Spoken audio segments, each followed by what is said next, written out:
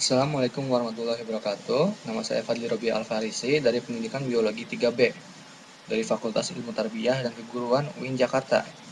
Dalam media dan teknologi, saya akan menganalisa keterkaitan antara struktur dan fungsi DNA, kromosom, dan gen dalam proses penurunan sifat pada makhluk hidup serta menerapkan prinsip-prinsip penguasaan sifat dalam kehidupan. Seperti yang kita ketahui, manusia mempunyai berbagai macam ras, seperti ras orang berkulit warna putih yang berasal dari negara barat, yaitu Amerika. Ras orang berkulit warna hitam yang biasa disebut dengan orang negro yang berasal dari negara Afrika.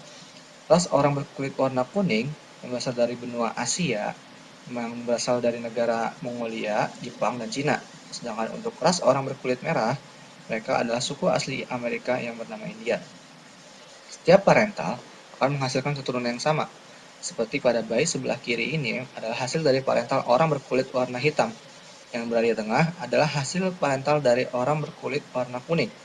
Sedangkan untuk bayi sebelah kanan adalah hasil parental dari orang berkulit warna putih. Warna-warna tersebut adalah hasil dari alel parentalnya. Alel adalah fenotip suatu organisme yang mana mereka biasa dilihat dalam bentuk fisik, yakni dalam bentuk warna. Contohnya adalah gambar yang di bawah ini.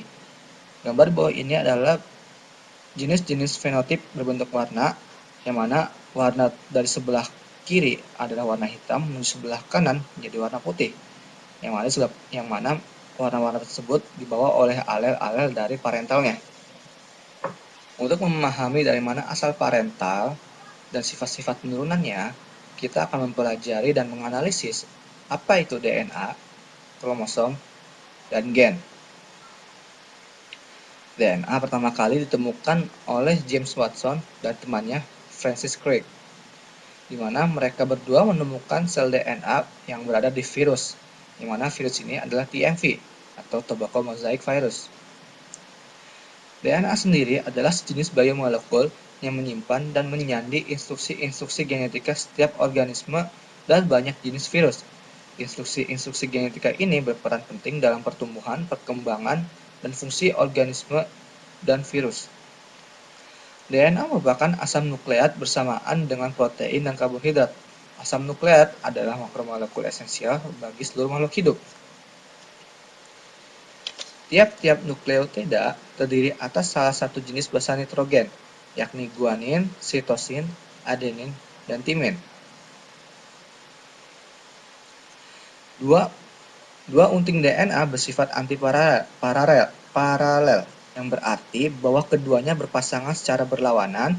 Pada setiap gugus gula terikat salah satu dari 4 jenis nukleobasa. Urutan-urutan 4 nukleobasa di sepanjang rantai punggung DNA inilah yang menyimpan kode-kode informasi biologis.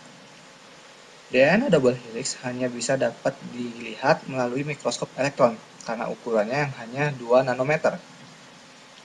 Perbedaannya antara DNA dan RNA, DNA adalah untaian 2 RNA yang berbentuk double helix, sedangkan RNA ada helaian seuntai dari DNA yang akan membawa kode-kode genetika ke dalam ribosom dalam bentuk fungsi transkripsi dan translasi.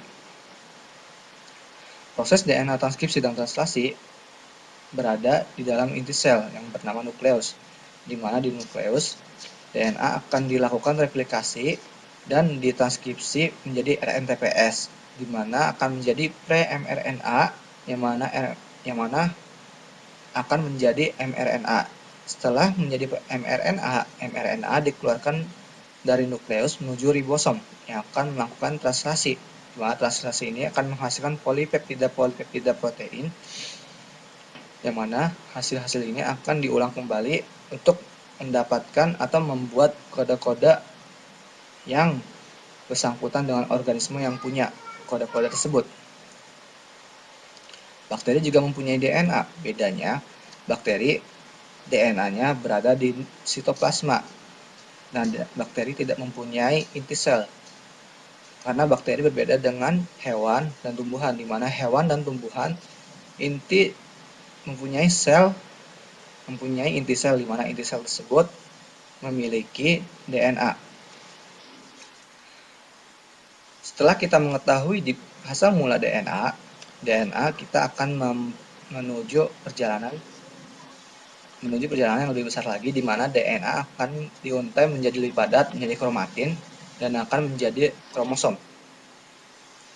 Kromosom dalam bahasa Yunani yaitu kroma yang artinya warna, dan soma yang artinya badan, merupakan struktur dalam sel berupa deret panjang molekul yang terdiri dari satu molekul DNA dan berbagai protein terkait yang merupakan informasi genetik suatu organisme. Di gambar ini adalah bagian-bagian dari kromosom, yang mana untaian yang ini adalah kromatid. Sedangkan di kromatid terdapat segmen-segmen DNA yang berisikan dengan kode-kode untuk organisme yang mempunyainya. Kromatid dihubungkan menggunakan sentromer, yang mana sentromer ini menghubungkan dua kromatid menjadi kromosom. Nah, apa itu histon? Kromosom mempunyai histon, di mana histon ini adalah protein struktural dan di mana material komposit ini disebut kromatin. Jadi, protein struktural ini adalah penghubung antara DNA, protein, dan yang lainnya untuk menjadi kromatin dan akan dipadatkan kembali menjadi kromatid dan digabungkan akan menjadi kromosom. Nah, terdapat setiap kromosom memiliki dua lengan, yang satu pendek yang disebut dengan lengan P dan lengan panjang disebut dengan lengan Q. Lengan kromosom dibagi menjadi 4 jenis, yang mana yang pertama adalah telosentrik, di mana telosentrik mempunyai sentromer dan lengan panjang. Sedangkan acrosentrik mempunyai sentromer, lengan pendek, dan lengan panjang. Sedangkan submetasentrik mempunyai satu lengan pendek, satu lengan panjang, dan sentromer, dan dia berbentuk V terbalik. Sedangkan metasentrik mempunyai dua lengan panjang dan satu sentromer, dan berbentuk V terbalik. Ilmuwan-ilmuwan yang menemukan kromosom adalah Carl Wilhelm von Geel pada tahun 1842. Dia adalah orang pertama kali menemukan kromosom dan juga yang pertama kali mengamati. Dibantu dengan Walter Fleming, di mana dia menjelaskan ciri-cirinya dengan detail pada tahun 1882. Lalu pada tahun 1910, Thomas Han Morgan membuktikan bahwa kromosom merupakan pembawa gen. Lalu pada tahun 1955, Jo Hin Jio merupakan ilmuwan Amerika kelahiran Indonesia berhasil membuktikan kromosom manusia terdiri dari 23 pasang, bukan 24 pasang seperti yang diyakini para ahli genetika sejak lama. Setelah kita mempelajari dan mengetahui mereka berdua, yaitu kromosom dan DNA, yang mana kita akan mengetahui gen. Gen tersebut berada di nukleus, dan nukleus itu berada di sel. Nukleus itu adalah inti sel, yang mana berisi kromosom dan DNA. Gen adalah unit warisan sifat bagi organisme hidup. Bentuk fisiknya adalah urutan DNA yang menyandi suatu protein polipeptida atau seuntai RNA yang memiliki fungsi bagi organisme yang memilikinya.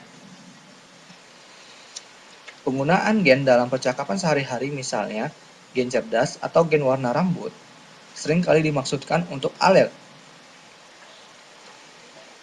yaitu pilihan variasi yang tersedia oleh suatu gen. Meskipun ekspresi alel dapat serupa, orang lebih sering menggunakan istilah alel untuk ekspresi gen yang secara fenotipik atau fenotipik yang berbeda. Seperti halnya ini, di mana alel tersebut sama sedangkan mempunyai fenotip yang berbeda, di mana bunga yang sebelah kiri adalah bunga mawar berwarna ungu, sedangkan bunga yang sebelah kanan adalah bunga berwarna putih. Alel-alel tersebut berbeda, di mana bunga sebelah kanan mempunyai alel berwarna ungu, sedangkan bunga sebelah kanan mempunyai alel berwarna putih. Gen diwariskan oleh satu individu atau dua parental kepada keturunannya melalui suatu proses reproduksi bersama-sama dengan DNA yang dibawanya. Dengan demikian, informasi yang menjaga keutuhan bentuk dan fungsi kehidupan suatu organisme dapat terjaga. Ekspresi gen adalah langkah-langkah pembentukan asam amino atau polipeptida. di mana DNA yang berada di dalam nukleus atau inti sel ditranskripsi menjadi mRNA, dan mRNA akan ditranslasi menjadi polipeptida, yang mana polipeptida tersebut akan menghasilkan kode-kode genetika bagi suatu organisme. Ini adalah contoh dari hasil dari transkripsi DNA menjadi mRNA, di mana RNA polimer diuntai menjadi mRNA dalam inti nukleus, sedangkan translasi adalah hasil dari mRNA yang dibawa ke ribosom untuk melakukan translasi dan menghasilkan polipeptida, yang mana untaian-untaian ini akan diulang kembali untuk mendapatkan kode-kode tertentu suatu organisme. Ekspresi gen juga dapat mengalami suatu mutasi atau penyimpangan, seperti halnya pemutasian terhadap katak, yang mana kode-kode suatu mRNA menghasilkan kaki lebih, atau pada manusia di mana mRNA menghasilkan sindrom yang bernama Wolverine, di mana sindrom ini menghasilkan bulu yang lebih pada wajah suatu organisme. Kesimpulannya adalah DNA, kromosom, dan gen sangat mempengaruhi proses pewarisan sifat-sifat makhluk hidup dalam proses penurunan sifat demi menjaga keberlangsungan keberadaan spesies tertentu. Dan kondisi fisik makhluk hidup didapat atau diperoleh sebagai warisan karena warisan parental demi menjaga sifat aslinya. Dan penyimpangan atau mutasi dapat disengaja atau tidak sengaja yang menyebabkan keanomalian makhluk hidup dari induknya. Jadi intinya, DNA sangat berpengaruh pada kehidupan makhluk hidup demi menjaga keutuhannya dan bentuk awalnya. Terima kasih untuk perhatiannya dan setelah menjelaskan. Assalamualaikum warahmatullahi wabarakatuh.